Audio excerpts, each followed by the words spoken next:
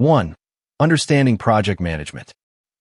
Understanding how Primavera P6 organizes project data. Primavera P6 uses several structures to organize project information before you start scheduling or assigning resources. These structures help keep projects consistent and easy to manage across the organization.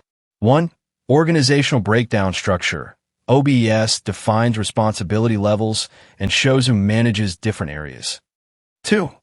Enterprise project structure. EPS, a hierarchical view of all projects in the organization, arranged into branches and categories.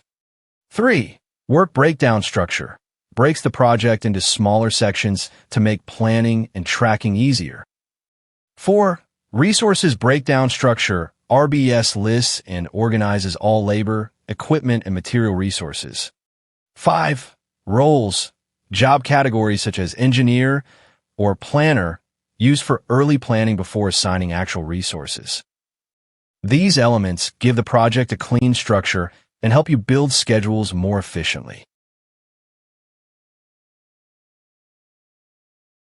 1.1. Project data. Types of project data. Primavera P6 separates information into two main types. 1. Global data shared across all projects, such as EPS, OBS, global calendars, defined roles, enterprise-level resources. 2.